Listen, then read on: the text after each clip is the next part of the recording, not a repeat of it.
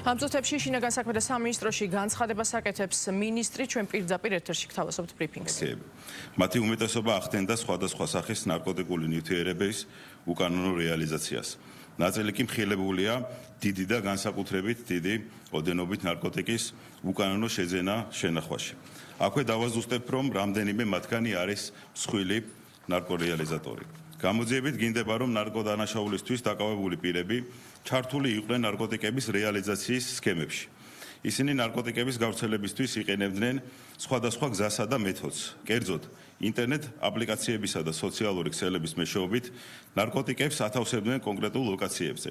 ნარკოტიკების რეალიზაცია სავარაუდოდ იგეგმებოდა ქვეყნის მასშტაბით სხვადასხვა ღამის კლუბსა და გასართობ ობიექტებში. ჩვენმა თანამშრომლებმა ნარკოტიკების უკანონო გასაღების ბრალდებით დაკავებული პირებისგან მოსამართლის განშინების საფუძველზე რამდენჯერმე განახორციელეს ნარკოტიკების საკონტროლო შესყიდვა და აღნიშნული შესყიდვის ფარული აუდიო ვიდეო ჩაწერა. დანაშაულის ბრალდებით დაკავებულების პირადი და საცხოვრებელი სახლების შრეკისას ნივთკიცებად ამოღებულია განსაკუთრებით დიდი ოდენობით სხვადასხვა სახის ნარკოტიკული საშუალებები. მათ შორის ჰეროინი, კოკაინი, სუბოქსინი, მეთადონი, ალფა-პვპ და სხვა.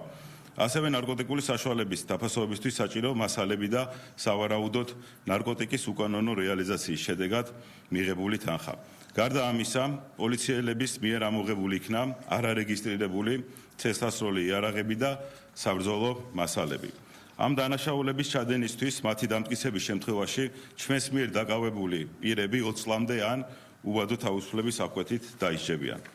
აქვე მსურს დიდი მადლობა გადაუხადო ყველა პოლიციელს, რომლებიც დაუღალავად იბრძვიან იმისათვის, რომ ჩვენს ქვეყანაში ერთხელ და სამუდამოდ აღიკვეთოს ნარკოტიკების გავრცელება, რითაც ჩვენს უამრავ მოქალაქეს ვიხსნით ნარკომანიის უმძიმესი სენისგან. დიდი მადლობა.